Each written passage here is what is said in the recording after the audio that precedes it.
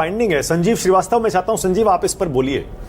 प्रदीप जी ने बड़ा इंटरेस्टिंग, इस पर हमने कल भी चर्चा की थी कि ये एससी और एसटी का वोट महायुति में बीजेपी की तरफ वापस आया है और माना यह जा रहा था कि यूपी में भी उसका बड़ा नुकसान बीजेपी को हुआ था। अगर ये वोट वाकई आया है और ये रिफ्लेक्ट होता है कल रिजल्ट में, तो ये सिर्फ महाराष्ट्र और झारखंड की बात नहीं होगी, पूरे देश में बीजेपी के लिए अच्छी खबर होगी और विपक्ष के लिए पूरे देश में बुरी खबर होगी। इसका मतलब वो फेक नैरेटिव जो बीजेपी कह रही थी एससी एसटी 400 संविधान बदल देंगे, यानी वो गुब्बारा फूट गया। संजीव, देखिए, वो संविधान बदल देंगे वाला नारा तो मेरे ख्याल से लोकसभा के साथ उसकी एक्सपायरी डेट हो गई। संविधान बदल देंगे, रिजर्वेशन खत्म हो जाएगा, आज देश में कहीं ये चर्चा का विषय नहीं है। उस समय वो बीजेपी की ही गलती कह लें, मूर्खता कह लें, गलत मैसेजिंग कह लें, या ऑपोजिशन राहुल गांधी की स्मार्टनेस कह लें कि उन्होंने उसको बुद्धिमता से उस मुद्दे को उठाया और भुना लिया और उसका लोकसभा में हर जगह उसका असर दिखा।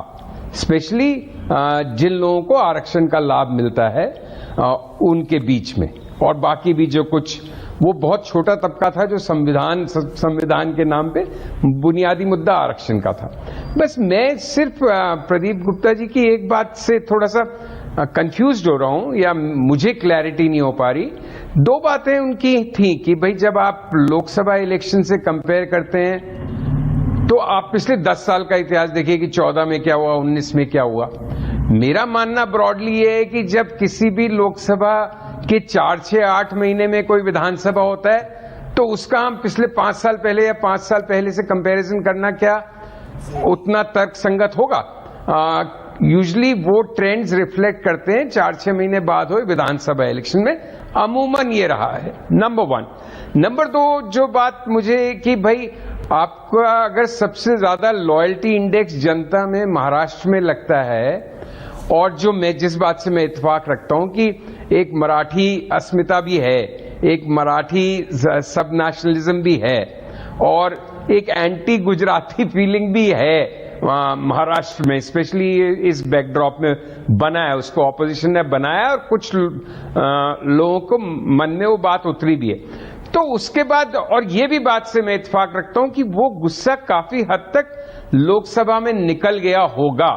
ये पार्टी तोड़ने फोड़ने का, अजीत पवार, शिंदे, ये ऐसे हुआ वैसे हुआ, और न सिर्फ पार्टी तोड़ दी गई, उनके ऑफिस ले लिए गए, सिंबल्स ले लिए गए, मतलब बिल्कुल जो एक तरफा सी कार्रवाई हुई उसका रिएक्शन लोकसभा में निकल गया। क्या लेकिन क्या बिल्कुल फुस हो गया? क्या बिल्कुल निकल गया? वो मुद्दे ही खत्म हो गए अब 4-6 महीने बाद?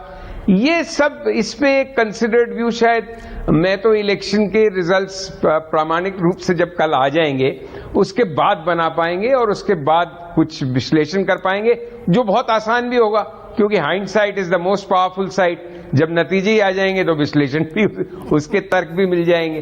तो लेकिन अभी मैं काफी हद तक कुछ उन पैनलिस्ट से सहमत हूं कि जिनके अनुसार ये इलेक्शन क्लोज है, और मेरे हिसाब से भी ये इलेक्शन क्लोज है। महायुति गेन कर सकती है लोकसभा के मुकाबले, लेकिन क्या इतनी जबरदस्त अगर गेन करी है तो ये काफी अप्रत्याशित होगा भारतीय राजनीति के संदर्भ में। हाँ, ऐसे एग्जाम्पल्स पहले बहुत ज्यादा मिलेंगे, या कम से कम मुझे एकदम से ध्यान नहीं आ रहे। बोलिए प्रदीप जी।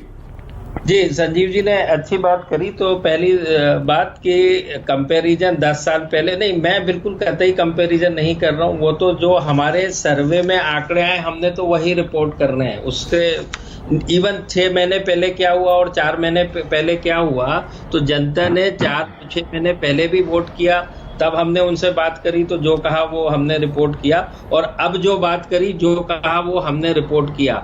उससे कोई सरोकार और संबंध नहीं है। लेकिन जब हम बात चूंकि चर्चा करते हैं कि क्या हुआ ऐसा सर्वे में जिसके चलते ये नंबर आ रहे हैं, उस संदर्भ में मैंने बताया कि 10 पॉइंट दलित के और 15 पॉइंट आदिवासी के वापस शिफ्ट हुए।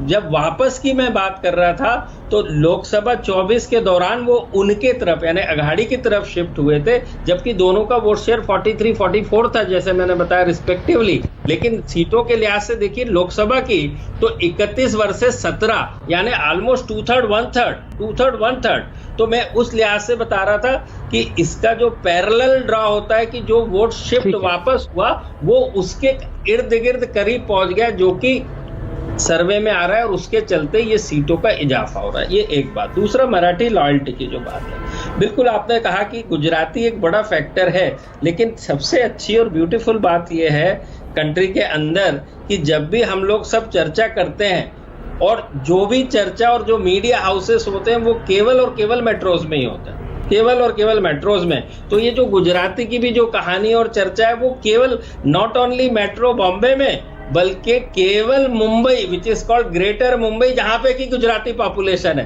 बाकी रेस्ट ऑफ महाराष्ट्र और जो ये 36 सीटें वर्सेस 288 सीट, केवल 36 सीटों का फर्क है जिसमें गुजराती संख्या में है और उसकी कोई चर्चा का विषय है और उसका बिजनेस से सरोकार है सो कॉल्ड। बाकी सब जगह तो कृषि प्रधान, इवन महाराष्ट्र भी है। यदि आप मुंबई को हटा दें तो उसकी इकोनॉमी देख लें, इंडस्ट्री को हटा के, तो सब कुछ कृषि यहीं पर ही है। तो उसमें कहीं कोई गुजराती का कोई लेना देना होता है।